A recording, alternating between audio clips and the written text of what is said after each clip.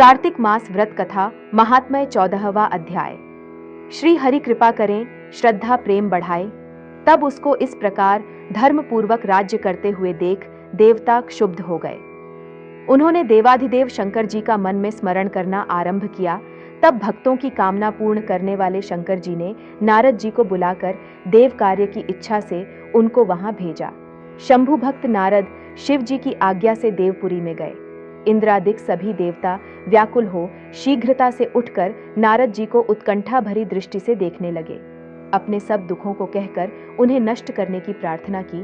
तब नारद जी ने कहा, मैं सब कुछ जानता हूँ, इसलिए अब मैं दैत्यराज जलंधर के पास जा रहा हूँ। ऐसा कहकर नारद जी देवताओं को आश्वासित कर जलंधर की सभा में आए। जलंधर ने नारद जी के चरणों की पूजा कर हंसते हुए कहा, हे ब्राह्मण, कहिए आप कहाँ से आ रहे हैं, यहाँ कैसे आए हैं? मेरे योग्य जो सेवा हो उसकी आज्ञा दीजिए। नारद जी प्रसन्न होकर बोले, हे महाबुद्धिमान जलंधर, तुम धन्य हो। मैं स्वेच्छा से कैलाश पर्वत पर गया था, जहाँ 10,000 योजनों में कल्प वृक्ष का वन है।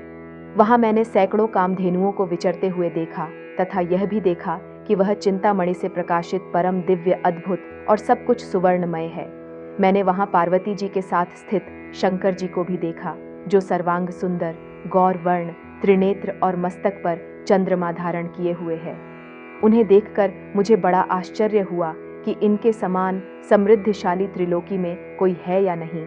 हे दैत्येंद्र, उसी समय मुझे तुम्हारी समृद्धि का स्मरण हो आया और उसे देखने की इच्छा से ही मैं तुम्हारे पास चला आया हूँ। यह सुन जलंधर को बड़ा हर्ष हुआ।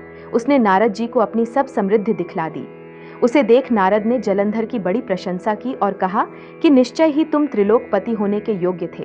ब्रह्मा जी का हंसयुक्त विमान तुम ले आए हो और द्युलोक, पाताल और पृथ्वी पर जितने भी रत्नादि हैं सब तुम्हारे ही तो हैं। ऐरावत, उच्चय, श्रवा घोड़ा, कल्प वृक्ष और कुबेर की निधि भी तुम्हारे पास है। मणियों और रत्नों के ढेर भी तुम्हारे पास लगे हुए हैं। इससे मैं बड़ा प्रसन्न हूँ, परंतु तुम्हारे पास कोई स्त्री रत्न नहीं है। उसके बिना तुम्हारा यह सब फीका है। तुम किसी स्त्री रत्न को ग्रहण करो।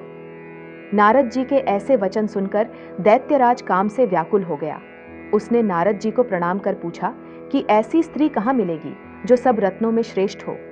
नारद जी ने कहा, ऐसा रत्न तो कैलाश पर्वत में योगी शंकर जी के ही पास है।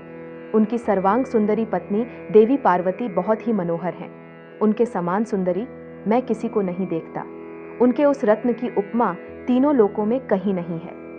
देवर्षि उस दैत्य से ऐसा कहकर देव कार्य करने की इच्छा से आकाश मार्ग से चले गए।